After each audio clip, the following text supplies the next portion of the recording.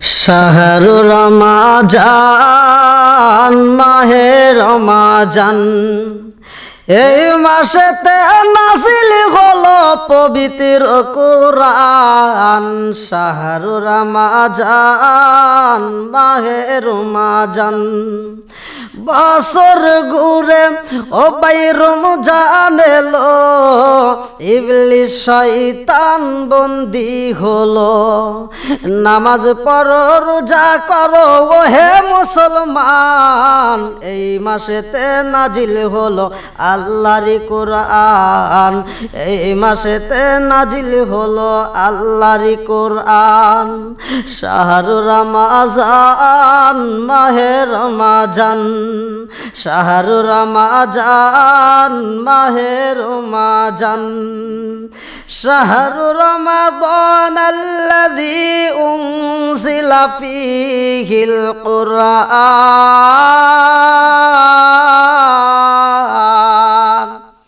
রমজান মাস এমন একটা মাস যেই মাসে কোরআন নাজিল হয়েছে। কোরআন নাজিলের মাস, হাজার মাসের চাইতেও একটা উত্তম মাস। এই রমজান মাসে, সামনে মাহে রমজান, এই রমজান মাসে কোন চার ব্যক্তি রোজা না রাখলেও তাদের আমলনামায় আল্লাহ গুনাহ লেখে না? চারজন ব্যক্তি, চার ব্যক্তির জন্য আল্লাহ রোজা না রাখলেও গুনাহ লেখে না, এবং তারা রোজা রেখে যদি রোজা ভাঙে তাতেও কোনো গুনাহ হয় না। এটা আমাদের জানার দরকার। এক নম্বরে চার ব্যক্তি কাদের জন্য রোজার মাসে আল্লাহ তাআলা মাফ করছে। আর মাহে রমজান মাসে শয়তানের পায়ে শিকল মারা হয়। আপনারা সকলেই শুনছেন, শয়তানের পায়ে শিকল মারা হয়, শয়তানকে বন্দী করা হয়। হাদিসের ভিতরে উল্লেখ করা হয় সুফিলাতিস শায়াতিন, হাদিসের ভিতরে উল্লেখ করা হয় আল্লাহ রাসূল বলছে শয়তানকে এই মাসে আটক করা হয়, বন্দী করা হয়। তাহলে এই শয়তানগুলো যদি রমজান মাসে আটক করা হয়, বন্দী করা হয়, তাহলে এদেরকে বন্দী করলে এবার দুনিয়াতে শয়তান কোথায় থাকে? হ্যাঁ, দুনিয়াতে শয়তানগুলো কোথায় বন্দী হয়, কোথায় থাকে? বন্ধুরা রে আমার, হাজার মাসের চাইতেও যেই মাসটা হলো উত্তম মাস। ইয়া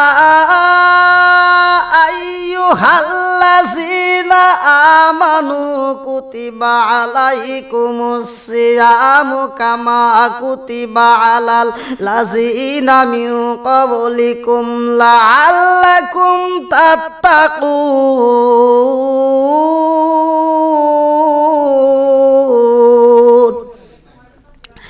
আল্লাহ তাআলা বলতেছেন, হে ঈমানদার, হে বিশ্বাসীরা, তোমাদের পূর্ববর্তী পুরুষদের উপরে যেমন রমজানের রোজাকে ফরজ করা হয়েছিল, তোমাদের উপরেও তেমন রমজানের রোজাকে ফরজ করা হয়েছে। রমজান মাসে আমাদের অনেকেই, আমার এক ভাই প্রশ্ন করছে যে হুজুর, রমজান মাসে স্বামী স্ত্রী একই বিছানায় থাকা যাবে কিনা? বিশেষ করে আমাদের বাংলাদেশে অনেক জায়গায় রমজান মাস শুরু হলে স্বামী স্ত্রী বিভিন্ন জায়গায় আলাদাভাবে, মানে একজন উপরে শোয় খাটে, আর একজন নিচে শোয়, অথবা রুম ভাগ করে নেয়, আলাদা আলাদা শোয়। তাহলে এটা কি নিয়ম কি? ভালো করে শুনবেন। হাদিসের ভিতরে উল্লেখ করা হয়েছে রমজান মাস এটা দামি মাস। আর আগে সর্বপ্রথম এই রমজান মাসে স্ত্রীর সাথে শোয়া বা স্ত্রীর সাথে মিলামেশা, সহবাস, এগুলো সম্পূর্ণ দিনের বেলাও নিষেধ ছিল, রাত্রে বেলাও নিষেধ ছিল। স্ত্রীর সাথে শোয়া, থাকা, সহবাসে যদি কোনো ব্যক্তি লিপ্ত হয়, এটা আল্লাহ তাআলা কোরআনুল কারীমের ভিতর সূরা বাকারার 187 নম্বর আয়াত আল্লাহ উল্লেখ করছেন যে এটা আল্লাহ হালাল করেছে। যেটা আপনার জন্য, আমার জন্য, যেটা আল্লাহ তাআলা দিনের বেলায় হারাম অথচ রাতের বেলায় হালাল, এটা জানার প্রয়োজন। তাই অনেকেই মনে করে যে রমজান মাসে স্বামী স্ত্রী একই সাথে থাকা যাবে না। হাদিসের ভিতর আছে যদি কোনো স্বামী স্ত্রী একই সাথে থাকে তাদের থাকা যাবে কিনা।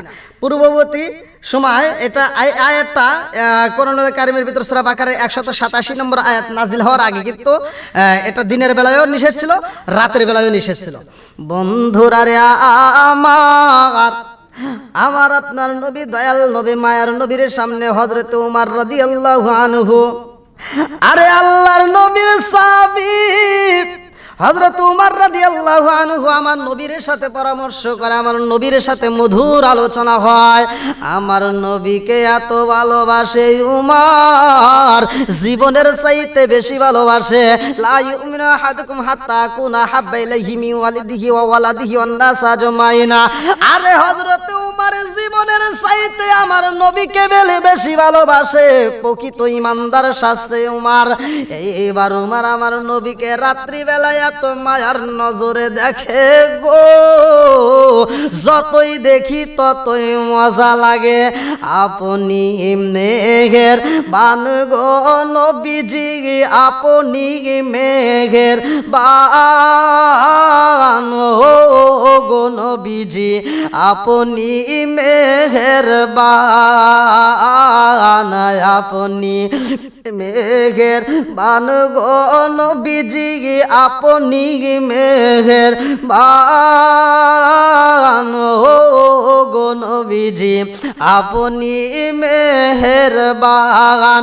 নয়নে একবার দেখিলে, নয়নে একবার দেখিলে আমরা সুরাইতাম পরাণ। ও গো নবীজি, আপনি মেহেরবান। আপনারি কারণে গয়া আমার মন করে আনচান খায় খায়। আপনারি কারণে গয়া আমার মন করে আনচান। মায়া সুদি লাগে গোয়া গোবার, মায়া সুদি লাগে গোয়া গোবার, নজর কইর দান গো নবীজি, আপনি মেহেরবান। হযরত উমর রাদিয়াল্লাহু আনহু আমার নবীরে মায়ার নজরে দেখে। আরে রাত্রি যত গভীর হয়ে গেছে রে ভাই, আমার নবী কয় উমর তোমার কি বাসায় যেতে হবে না? হযরত উমর কয় ইয়া রাসূলুল্লাহ, নবী গো, এই রমজান মাসে আপনি নবীরে দিনের বেলায় দেখলাম, রাতের বেলায় দেখি, যত দেখি ততই মজা লাগে। ইয়া রাসূলুল্লাহ, নবী গো, সারাটা দিন রোজা রাখার পরে গো নবী শরীরটা যত ক্লান্ত হয়, আপনি নবীরে মায়ার দৃষ্টিতে দেখলে এই রকম আমার ভিতরে আর কোনো পেরেশান থাকে না। ইয়া রাসূলুল্লাহ, নবী গো, আপনি নবীরে যতই দেখি গো নবী, আমার ভিতরে ততই মজা লাগে। আমার নবী কয় উমর আর দেরি করা যাবে না, বাড়িতে যাও, তোমার বিবি তোমার জন্য অপেক্ষা করে। এইবার উমর আর দেরি করে না রে ভাই। উমর বাড়িতে যাওয়ার পরে গভীর রাত্রে এইবার স্ত্রীর কাছে যখন যায়, উমরের মনের ভিতরে এইবার আমার আল্লাহ তাআলা এত মায়া মহব্বত দিছে, বিবির প্রতি এত মহব্বত সৃষ্টি হয়ে গেছে। বিবিরে আদর করতে যাই উমর রাত্রি বেলায় যখন বিবির সাথে সহবাস করেছে, এইবার হযরত উমর সকালবেলা ফরজ গোসল করিয়া রে ভাই ফজরের নামাজের পরে আমার নবীর দরবারে যাইয়া চোখের পানি ছাইরা দিয়া কান্দে আর কয়, ইয়া রাসূলুল্লাহ, নবী গো, ও মায়ার নবীজি, আমি উমর এখন অপরাধী হয়ে গেছি। আল্লাহর নবী নূরের নবী গো, আপনার চরণেতে হাজির হয়েছি। আল্লাহর নবী নূরের নবী গো, আপনার চরণেতে স্বীকার করেছি, আমার মতো অপরাধী মিজানের পাল্লায় উঠাই যদি আমি ক্ষমা পাওয়ার আশা না রাখি, আমার মতো অপরাধী মিজানের পাল্লা উঠাই যদি আমি ক্ষমা পাওয়ার আশা না রাখি, আপনার মহান লাশে জামিন পাবো আসে, আপনার মহান লাশে জামিন পাবো আসে, আপনার চরণেতে স্বীকার করেছি আল্লাহর নবী নূরের নবী গো, আপনার চরণেতে হাজির হয়েছি। ওমর রাদিয়াল্লাহু আনহু কান্দে আর কয় ইয়া রাসূল আল্লাহ নবী গো, ও মায়ার নবীজি, আমি আপনি নবীর দরবার থেকে রাত্রিতে বাসায় যাই ইয়া রাসূল আল্লাহ নবী গো, আমার বিবির সাথে আমি ছিলাম, আমার বিবির সাথে আমার সহবাস হয়ে গেছে ইয়া রাসূল আল্লাহ নবী গো, ও মায়ার নবীজি, আমি কি মাপ পাবো না? আমারে কি ক্ষমা করা চাই না? আমার নবী কয় উমর, তুমি কি আসলেই কি সত্যি সত্যি সহবাস করেছো কিনা? ওমর রাদিয়াল্লাহু আনহু বলে ইয়া রাসূলুল্লাহ নবী গো, আমি রাত্রিতে আমার বিবির সাথে ছিলাম, আমার বিবির সাথে আমার সহবাস হয়ে গেছে। আমার নবী কয় উমর, আমার আল্লাহ যদি মাফ করে তবে তুমি ক্ষমা পাইবা। এই ঘটনার পরে আমার আল্লাহ তাআলা সূরা বাকারার 187 নম্বর আয়াত নাযিল করেছে। উমরের এই ঘটনার পরে সূরা বাকারার 187 নম্বর আল্লাহ তাআলা নাযিল করে तमाम পৃথিবীর মানুষকে জানায় দিলেন, আল্লাহু আকবার ওয়ালিল্লাহিল হামদু বিসমিল্লাহির রহমানির রহিম।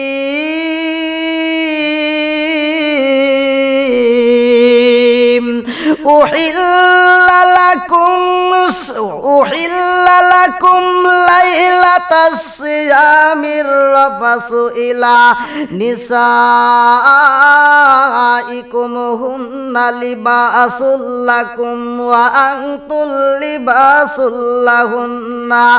আমার আল্লাহ এই আয়াত নাযিল কইরা দিছে রে মুরব্বি বাবা, ও সোনার যুবকের দলেরা, ভালো করে শুইনা নাও।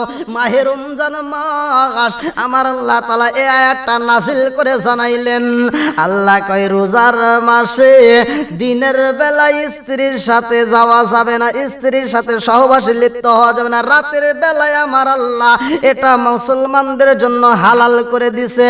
আর রাতের বেলায় আমার আল্লাহ হালাল করে দিছে রে ভাই। হযরত উমরের এই ঘটনার পরে আল্লাহ এই আয়াতটা নাযিল করলেন। সূরা বাকারার 187 নম্বর আয়াত আল্লাহ তাআলা নাযিল করে জানালেন, দিনের বেলায় যেটা নিষিদ্ধ, দিনের বেলায় যেটা নিষিদ্ধ আল্লাহ তাআলা রাতের বেলায় সেটা হালাল করে দিয়েছে। এইবার আপনি মাহে রমজান মাসে, আপনি যদি মাহে রমজান মাসে আপনি স্ত্রীর কাছে রাতে যদি আপনি 10-12 যান তাতে কোনো সমস্যা নাই, কিন্তু দিনের বেলায় এটা বিরত থাকতে হবে। আবার অনেকে দেখা যায় দিনের বেলায় যদি স্ত্রী ভালোবাসার খাতিরে যদি কেউ কিস করে, অনেকে কিস করে চুমা দেয়, তাহলে তার রোজা হালকা হয়, অনেকে বলে যে রোজা হবে কিনা। এইবার আল্লাহ রাসূলের এই ব্যাপারে আম্মাজান আয়েশা সিদ্দিকা রাদিয়াল্লাহু আনহা থেকে একটা হাদিস বর্ণিত। আম্মাজান আয়েশা সিদ্দিকা রাদিয়াল্লাহু আনহা বলছে, আল্লাহ রাসূল আমাকে দিনের বেলায় আল্লাহ রাসূল আমাকে জড়িয়ে ধরতেন এবং আমাকে চুম্বন করতেন। আলহামদুলিল্লাহ, এই হাদিস থেকে আমরা বুঝতে পারি যে আল্লাহ রাসূল বলছে, যদি কোনো ব্যক্তি দিনের বেলায় স্ত্রীকে জড়িয়ে ধরে চুম্বন করে আদর করে ভালোবাসে তাতে কোনো রোজার কোনো সমস্যা নেই, তবে আপনি বিরত থাকাটাই আপনার জন্য উত্তম, কারণ আপনি ওই সময় আবেগপূর্ণ হতে পারেন, আর আবেগপূর্ণ হলেই আবার গুনার কাজে লিপ্ত হতে পারেন। আর যদি কোনো ব্যক্তি মাহে রমজান মাসে দিনের বেলায় যদি কোনো ব্যক্তি স্ত্রীর কাছে হোক আর ইচ্ছাকৃতভাবে হোক, যদি কোনো ব্যক্তি যদি নাপাকি প্রশ্ন যেমন যদি কোনো ব্যক্তি বীর্য বের করে তাহলে তার কিন্তু রোজা হবে না, অর্থাৎ রোজা ভেঙে যাবে। আর যদি কোনো ব্যক্তি রোজা ভাঙে, এই ব্যক্তিদের জন্য রোজা কাজা আদায় করলে হবে না, এদের জন্য কাফারা আদায় করতে হবে। এক একটা রোজার বিনিময় 60টি করে রোজা, কাজা এবং কাফারা এক একটা রোজার বিনিময় 60টি করে রোজা রাখতে হবে। এজন্য মনের ভিতরে অবশ্যই ভয় রাখবেন, যদি কোনো ব্যক্তি এরকম গুনায় কাজে লিপ্ত হন তাহলে কিন্তু একটা রোজার বিনিময় 60টি করে রোজা তার কাজা এবং কাফারা আদায় করতে হবে। স্বপ্ন, হ্যাঁ, আমার আরেকটা যুবক ভাই প্রশ্ন করছেন, স্বপ্ন দোষ হলে দিনের বেলায় আপনি হয়তো সেহরি খাওয়ার পরে আপনি ফজরের নামাজ পড়ে ঘুমায় গেছেন, এবার আপনার দিনের বেলায় হয়তো স্বপ্ন দোষ হয়। স্বপ্ন দোষ হতেই পারে, পুরুষের স্বপ্ন দোষ হবে, আল্লাহ রসুলেরও হয়েছে। যদি কোনো ব্যক্তির, যদি আমার যে কোনো ভাইয়ের যদি দিনের বেলায় ঘুমান্ত অবস্থায় যদি স্বপ্ন হয়, তা স্বপ্ন দোষে আপনার যদি আপনার স্বপ্ন দোষ হয়ে যায় তাহলে আপনার রোজার কোনো সমস্যা হবে না। আপনি জাস্ট ঘুম থেকে ওঠার পরে আপনার আজানের আগ মুহূর্তে, অর্থাৎ জহরের আজানের আগ মুহূর্তে আপনি যে কোনো সময় আপনি গোসল করতে পারবেন। গোসলটা করে আপনি ফরজ গোসল করবেন, ওখানে আপনার ফরজ গোসল করতে হবে। দেখেন আল্লাহ তাআলা, ইসলাম এমন একটা ধর্ম, ইসলামে এমন একটা ধর্ম যে ইসলাম সহজ চায়, ইসলাম কঠিন কিছু আমাদেরকে দেয় না। যদি কোনো ব্যক্তি ঘুমান্ত অবস্থায় দিনের বেলায় স্বপ্নদোষ হয়, সে ব্যক্তি কি করবে? শুধুমাত্র ফরজ গোসল করবে, তার ফরজ গোসল করতে হবে। আর যদি কোনো ব্যক্তি ইচ্ছাকৃতভাবে স্ত্রীর সাথে সহবাসে লিপ্ত হয় বা হস্তমৈথুন করে, যে কোনো দিক দিয়ে হোক, তাহলে তার রোজা ভেঙে যাবে। আর এক একটা রোজার বিনিময়ে কাজা এবং কাফারা 60টি করে রোজা তার আদায় করতে হবে। কঠিন, তাই এই জন্য আমরা দিনের বেলায় এটা থেকে বিরত থাকবো। ইচ্ছাকৃতভাবে কোনো খানা পিনা করা যাবে না। আর যেহেতু হাদিসের ভিতর আছে সুফিলাতিশ শায়াতিন, রমজান মাসে শয়তানকে বন্ধ করা হয়। আমি বিবেচনা করে দেখলাম, তাহলে শয়তানকে যদি বন্ধ করা হয় তাহলে চাষটালের ভিতর অনেক কেন পর্দা লাগাইছে? তাহলে আমার মন বলে শয়তান মনে হয় চাষটাল আর হোটেলের ভিতর যায় স্থান নিছে।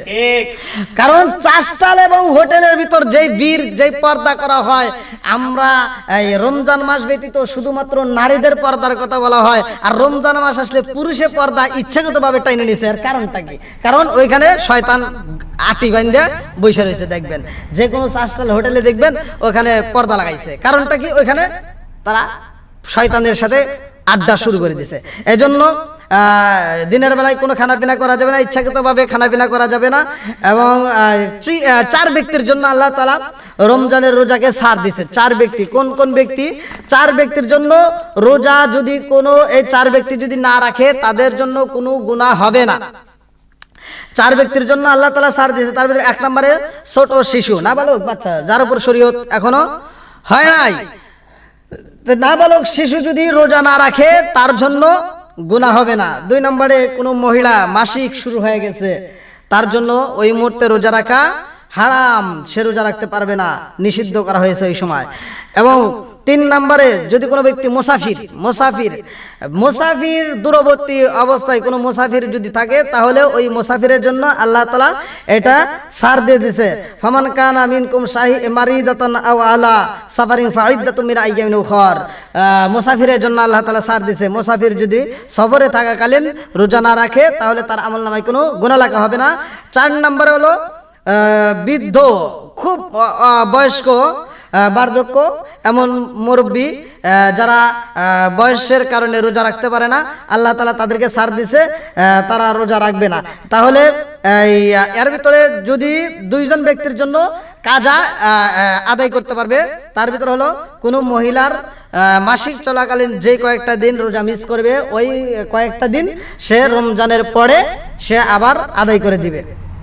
এবং বৃদ্ধ যদি কোনো অসুস্থ ব্যক্তি যদি হয়, যে মরণাপন্ন, যে রোজা রাখা একদম নিষিদ্ধ ডাক্তারি মতে, তাহলে সে যদি রমজানের পরে সুস্থ হয়ে ওঠে, সে আবার রোজার পরে সে কাজা আদায় করে দিবে। এক একটা রোজার বিনিময়ে এক একটা করে রোজা রাখবে। আল্লাহ তাআলা আমাদেরকে কবুল করুক এবং মাহে রমজান মাসের হক আমাদের পরিপূর্ণ আদায় করার জন্য তৌফিক দিন। আর রমজান মাসে যেহেতু রমজান আল্লাহর জন্য, আসসামলি আনা উজসিবিহি, আল্লাহ বলছে রমজান আমার জন্য আর এর প্রতিদান আমি আল্লাহ তাআলা নিজে দেব। রমজান যেহেতু আল্লাহর জন্য, এই জন্য এর প্রতিদানটা আল্লাহ নিজেই নিজেই দিবেন, এর প্রতিদান না আল্লাহ যেহেতু দিবেন আমাদের উত্তম কিছু দিবেন। সেই জন্য আল্লাহকে রাজি ও খুশি করার জন্য আমরা মাহে রমজান মাসের হক পরিপূর্ণভাবে যেন আদায় করতে পারি। মাহে রমজান মাসে প্রথম 10টা দিন আপনারা যখন ইবাদত করবেন, প্রথম 10 দিন মাহে রমজান মাসে প্রথম 10 দিন ইবাদত করতে করতে আপনার মন হচ্ছে যে আল্লাহ বুঝি আমার গুনাহ মাফ করে নাই, যদি মনে চায় যে হ্যাঁ আমার মাফের দরকার, তাহলে দ্বিতীয় 10 দিনে যা ইবাদত আরো বাড়াইতে হবে। দ্বিতীয় 10 দিন যখন ইবাদত করবেন, 20 দিন হওয়ার পরে যদি মনে হয় যে আমার ইবাদত বুঝি আল্লাহ কবুল করে নাই অথবা আমার গুনাহ মনে হয় আল্লাহ মাফ করে নাই, তখন লাস্টের 10 দিন আরো ইবাদত বাড়ায় দিতে হবে। হাদিসের ভিতরে আসছে যে আল্লাহ রাসূল বলছে, যেই ব্যক্তিটা মাহে রমজান মাস পাইলো অথচ জীবনের গুনাহ মাফ করে নিতে পারলো না, সে ধ্বংস হোক। আপনারা শুনছেন হাদিসের ভিতরে আসছে আল্লাহ রাসূল মিম্বারে উঠছে 3টা ব্যক্তির জন্য ধ্বংস কামনা করা হয়েছে। 3টা ব্যক্তি, তার ভিতরে একটা হচ্ছে যারা মাহে রমজান মাস পাওয়ার পরেও জীবনের গুনাহ মাফ করে নিতে পারে না। মাহে রমজান মাসের হক আমরা পরিপূর্ণভাবে আদায় করব এবং নিয়মিতভাবে আমরা মাহে রমজান মাসের সিয়াম সাধনা পালন করব। আল্লাহ তো কবুল করুক সবাইকে, আমিন।